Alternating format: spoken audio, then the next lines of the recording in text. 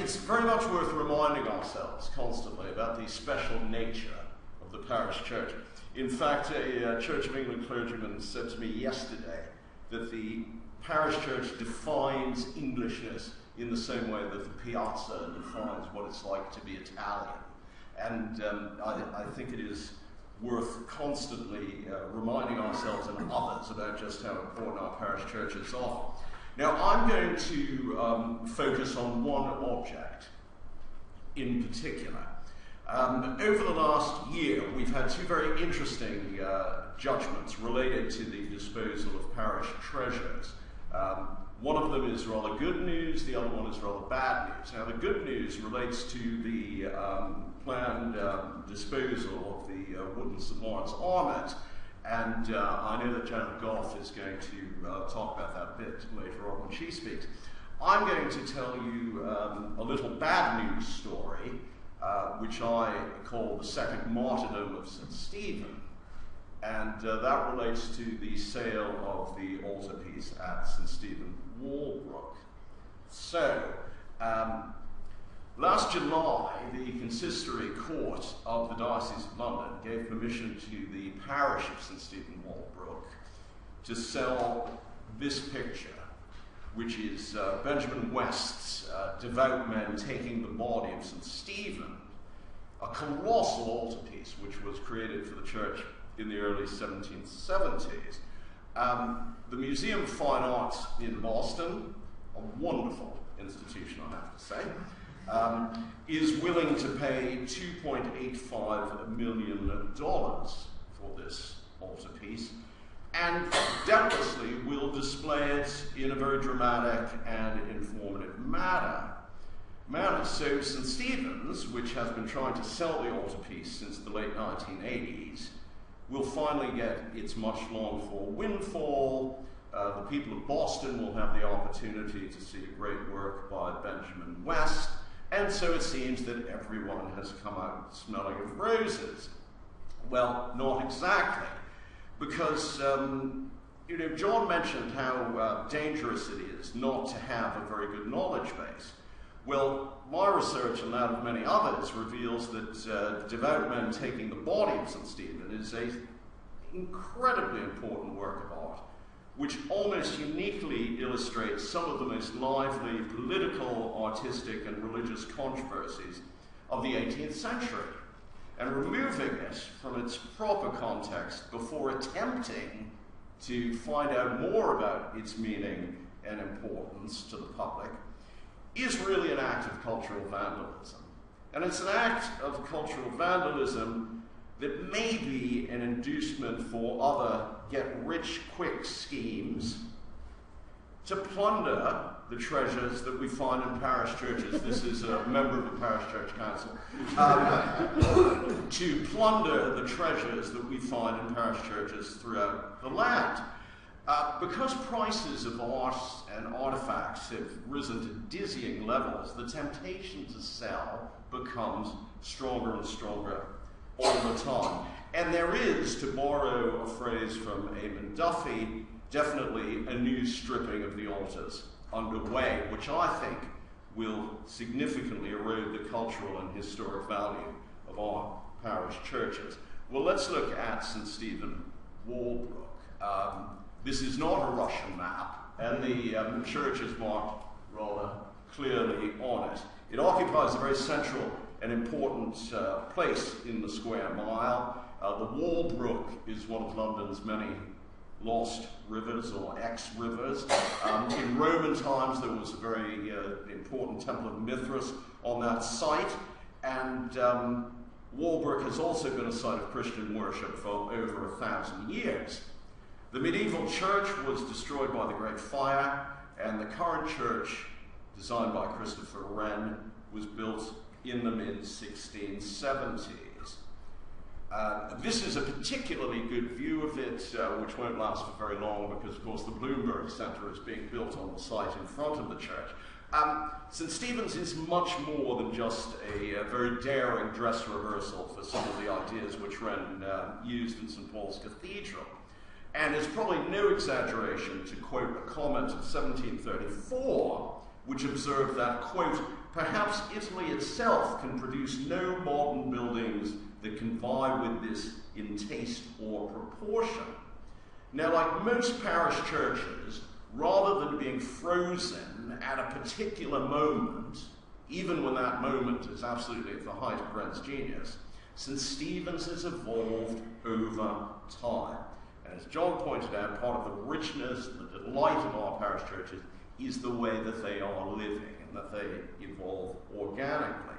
So the interior of St. Stephen's reflects the destruction of the Blitz, as well as earlier modifications. For example, the box pews of Wren's time were removed by the Victorians.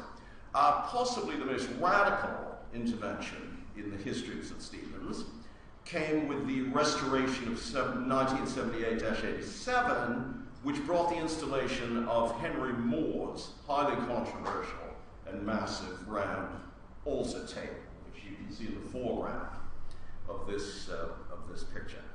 And the installation of this altar table was due to the generosity of Lord Colombo and the intentions of the then vicar, Chad Vara, who's founder of the Samaritans, who, in the words of the church, quote, wanted this iconic Wren building to express a theology of how they saw the gospel in relation to the workplace.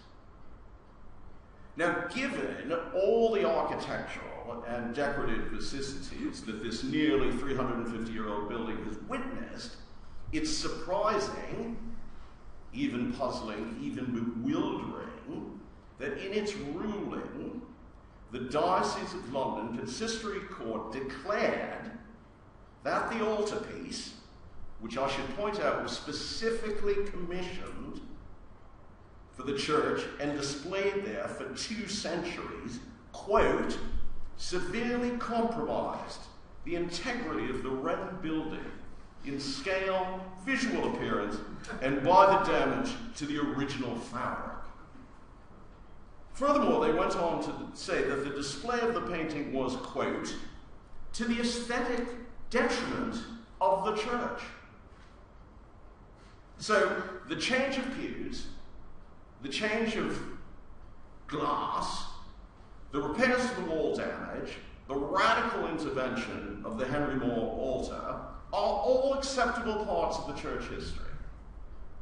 But one important part of that rich history was judged by the Consistory Court to be surplus to requirements.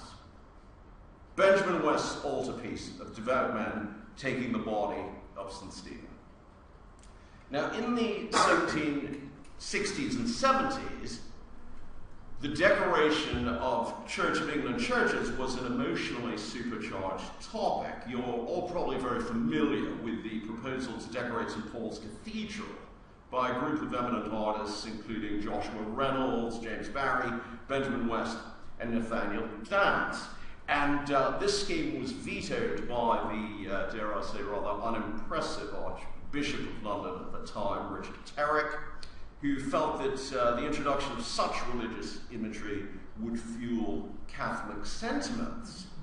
Now, in spite of such ex cathedra behavior, Thomas Wilson, the rector of St. Stephen, here is a very fine Wright of Derby portrait, Thomas Wilson commissioned Benjamin West to paint the huge altarpiece of St. Stephen. St. Stephen was, of course, the first Christian martyr. He was stoned to death for blasphemy. As a footnote, he is the patron saint of deacons, masons, horses, headaches, and coffin makers. His gruesome death was depicted by a number of celebrated artists. For example, this is Lorenzo Lotto's version of the stoning of St. Stephen. West, rather than depicting the actual martyrdom, chose to depict the removal of the body of the dead saint, possibly more in keeping with the 18th century predilection for lamentation pictures, a taste which West himself had spectacularly benefited from with his hugely successful Death of General Wolfe. Now, the circumstances and the exact timing of the commissioning of the altarpiece are unclear. But as Jeremiah pointed out in a Burlington Magazine article, the vestry minutes of April the 10th, 1776, refer to the altarpiece as the gift of Dr. Wilson, and also note the need to brick up the large east window of the church so that the altarpiece could be installed there.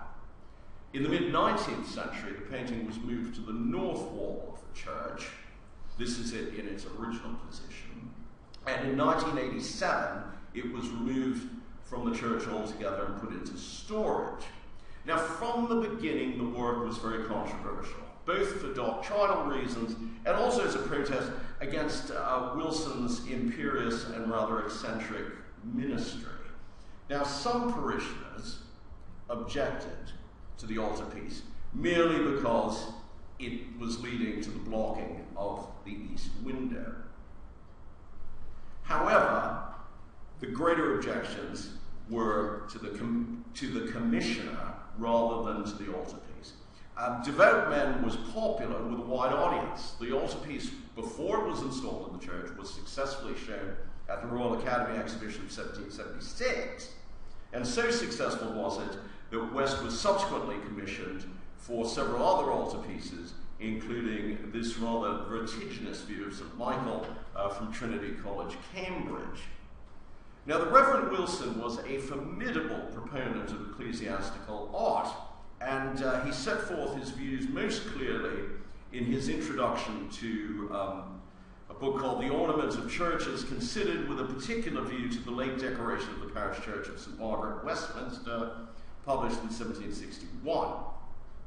He was expressing the increasingly widely held but still controversial view that ecclesiastical patronage of the arts could correct the sorry situation in which Britain's, quote, painters and sculptors have scarce ever attained mediocrity.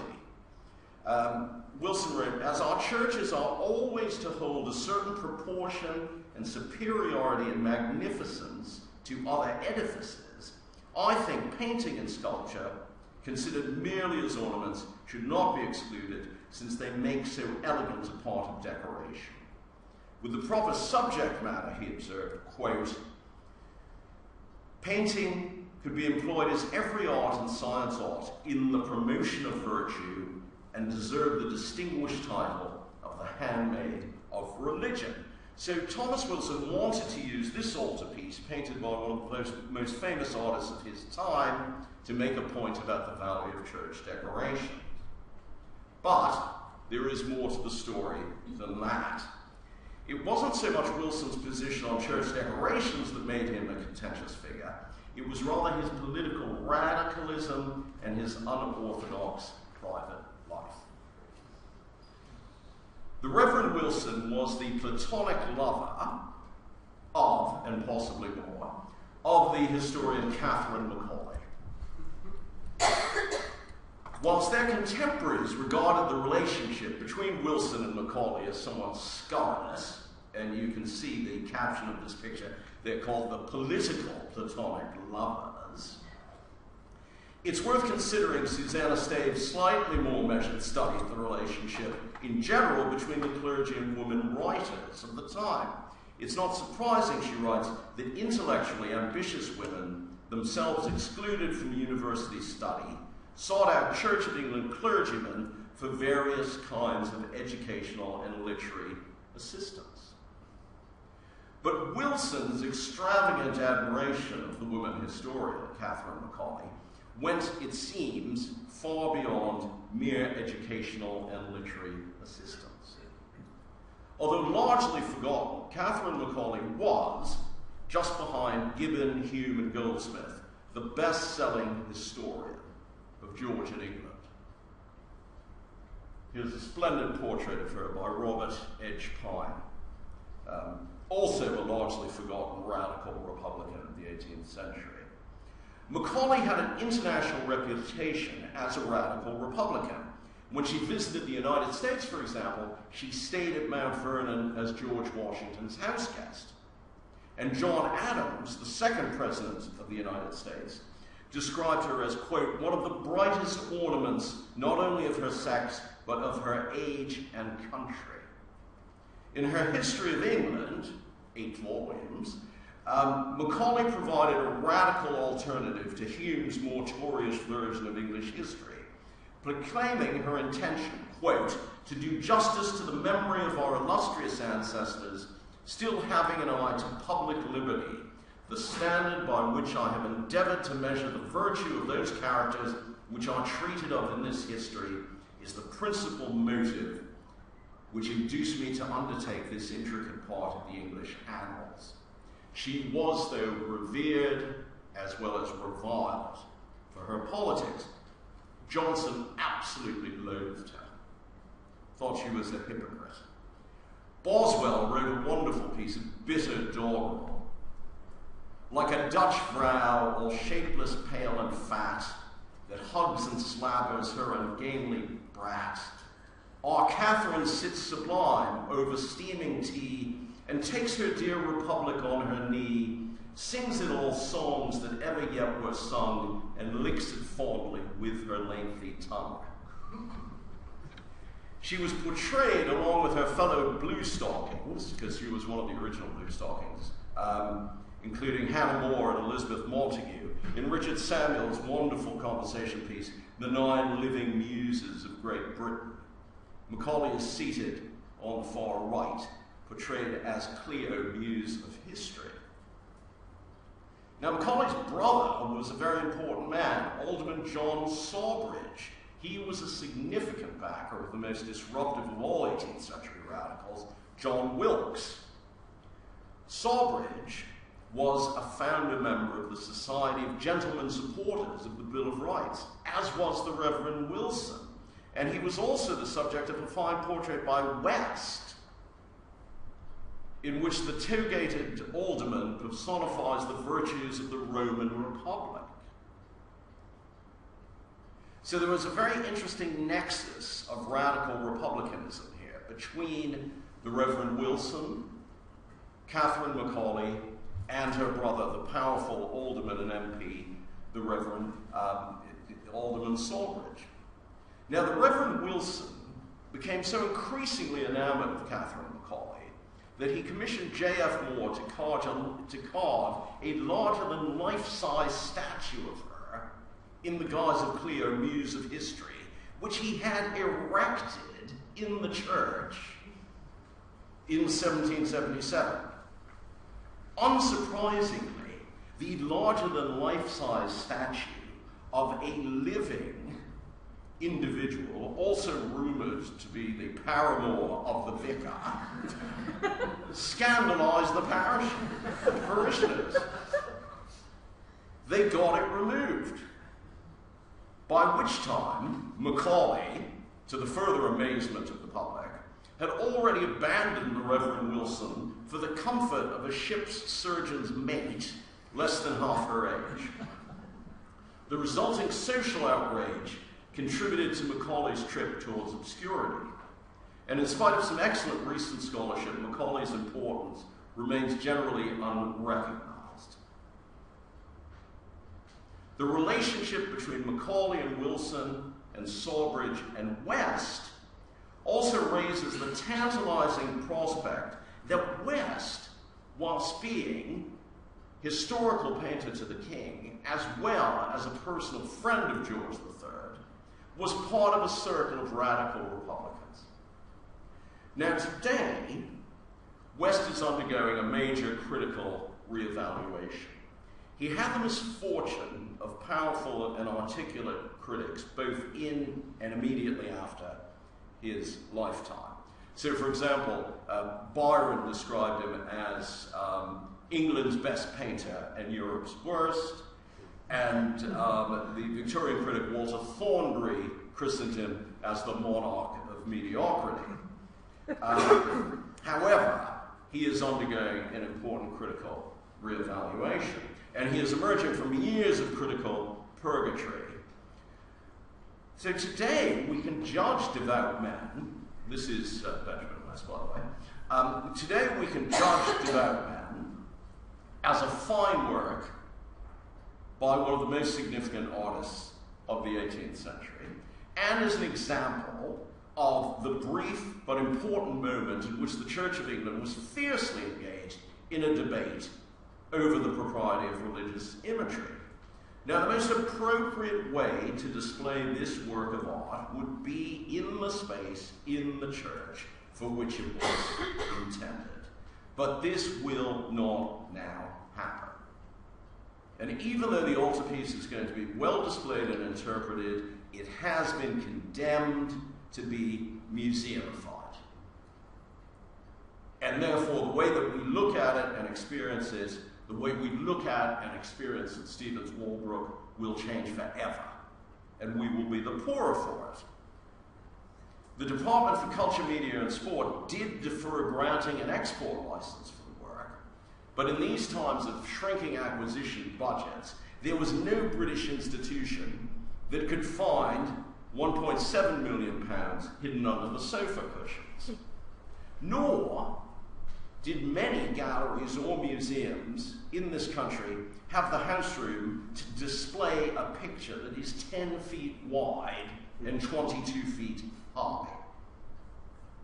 Whatever the outcome, and no matter how much this picture contributes to the happiness of the citizens of Boston, the loss of this altarpiece is a sad but instructive tale of short-termism and ignorance moving much more swiftly than thoughtfulness and scholarship.